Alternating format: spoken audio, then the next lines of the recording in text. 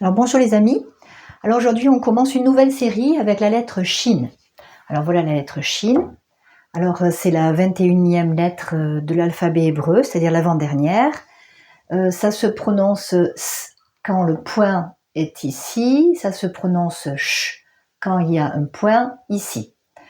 Son pictogramme, ce sont des dents. Dents, en effet, ça se dit Shen, et le chiffre qui lui est associé, c'est le 300. Alors tout comme des dents, eh bien ça sert à mâcher, à couper. On va avoir cette notion de détruire qui va être liée au Shin, et aussi cette notion de joie, puisque quand on rit, qu'on sourit, eh bien on va voir nos dents. Alors j'ai fait une liste de quelques mots qui commencent par un Shin et qui parlent justement de ces notions. Et je trouve ça quand même incroyable que ça confirme tellement ça, quoi. Alors si vous en connaissez d'autres, en hébreu, vous me les mettez en commentaire. D'autres mots qui commencent par un Shin et qui parlent de ces notions. Alors la première fois, on est toujours intéressé par la première fois puisqu'il y a la règle d'interprétation de la première mention. Donc la première fois qu'on va avoir un mot qui parle de cette notion de détruire et qui commence par un Shin, ça va être dans Genèse 3.15. Alors on a chouf, vous voyez le point ici, là de ce côté, donc ça se dit chouf. Et Genèse 3.15, eh bien, c'est quand Dieu dit au serpent que la postérité de la femme lui brisera la tête. Voilà, donc la postérité de la femme, c'est le Messie, et puis ceux qui vont être dans cette foi du Messie. Et donc on va voir que quand il nous est parlé de destruction de l'ennemi, eh bien de quoi il s'agit? Il s'agit toujours de Satan, de ses troupes et de ses œuvres, en fait. Ses œuvres en nous, ses œuvres dans les gens autour de nous. Ce ne sont pas les gens qui sont nos ennemis. Voilà. Alors, on a détruire dans Sharat, qui veut dire aussi corrompre. On a écrasé Shabar. Alors, j'aime bien dans Psaume 74, verset 13, quelque chose qui va nous servir après. Tu as fendu la mer par ta puissance, tu as brisé les têtes des monstres sur les eaux. Voilà, et on voit ces monstres, pareil, quand il nous parle de monstres, il y a une symbolique ici. Monstre, le Léviathan, il y a une symbolique, toujours, qui nous parle de Satan.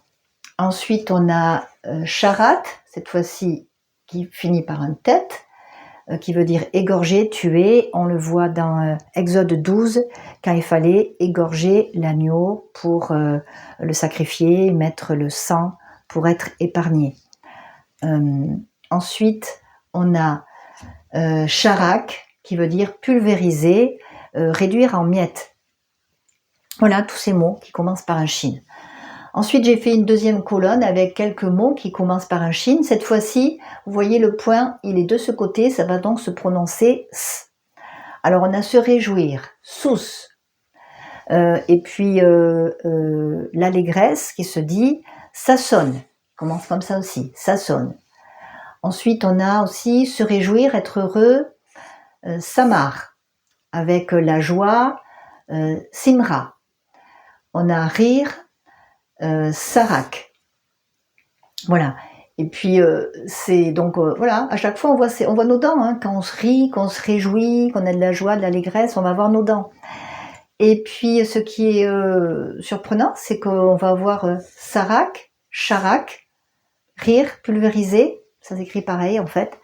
Eh bien, parce que quand le mal est détruit, eh bien, oui, on a un sujet de rire. On a un sujet de se réjouir. Voilà. Et maintenant, on va voir le premier mot qui commence par un Shin.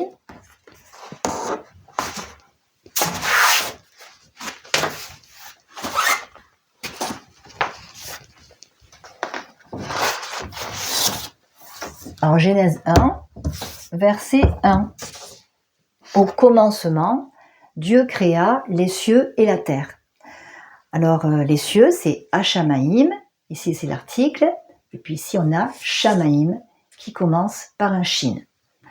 Alors, qu'est-ce qu'on peut voir? On va voir plusieurs choses. On va voir que déjà, Dieu a créé premièrement les cieux, deuxièmement la terre.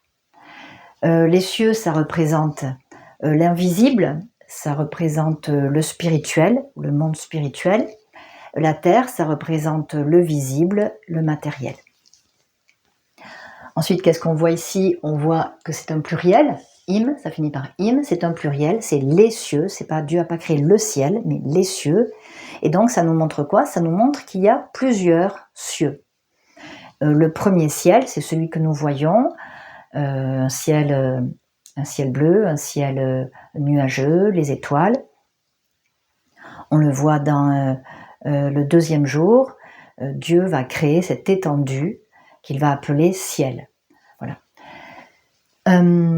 Ensuite, qu'est-ce qu'on peut voir dans le fait que ça commence par un shin? Alors, bon, je vais vous dire mon interprétation.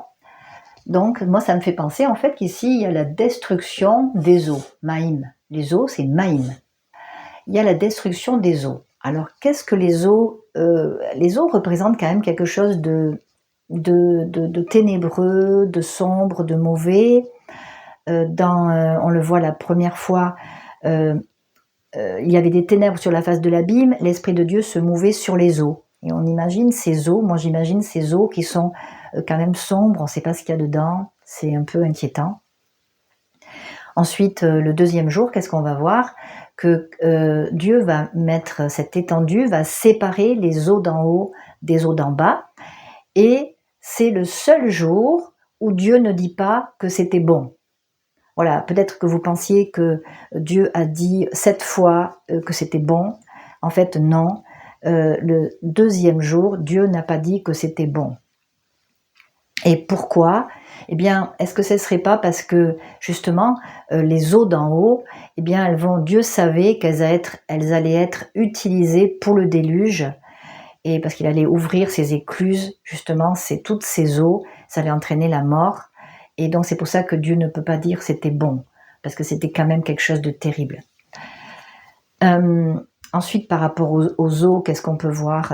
Eh bien, justement, ce verset du psaume 74, 13, tu as brisé les têtes des monstres sur les eaux. Et là aussi, il y a toute une symbolique, en fait. On va voir les monstres, dragons, plusieurs fois dans la Bible, on va voir que c'est dans l'eau. Et comme le Léviathan aussi, dans l'eau. Et ça nous parle de Satan, en fait, qui se tient caché et qui est terrible. Voilà. Qu'est-ce qu'il y a? Ah oui, alors autre chose, donc on a vu moi il me semble que là, en fait, dans les cieux, en Dieu, en fait, Dieu a prévu cette destruction des eaux dans ce sens-là, de Satan, de ses œuvres. Et puis, si on prend le shin pour dire la joie, est-ce qu'il y a de la joie qui est liée aux eaux, maïm?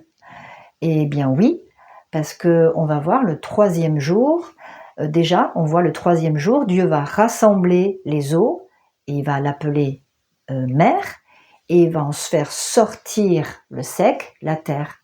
Et c'est le troisième jour, 3, ça nous parle de résurrection, Dieu fait sortir la terre des eaux. Et aussi, quand Dieu dit aussi que les eaux produisent une multitude d'êtres vivants. Là aussi, il y a la vie qui sort de l'eau. Et puis, après le déluge, il y a aussi une nouvelle vie qui a commencé. Et dans le concret de notre vie de tous les jours, un bébé sort de l'eau. La nouvelle naissance, on sort de l'eau aussi. Donc, il y a un sujet de joie aussi qui est lié à l'eau. Voilà. Eh bien, pour aujourd'hui, je m'arrête. La prochaine fois, on va voir la première fois où on voit des dents, à qui elles appartiennent. Eh bien, voilà, je vous dis à bientôt. Si ça vous a intéressé, si ça vous a appris des choses, vous laissez un pouce, un commentaire. Au revoir.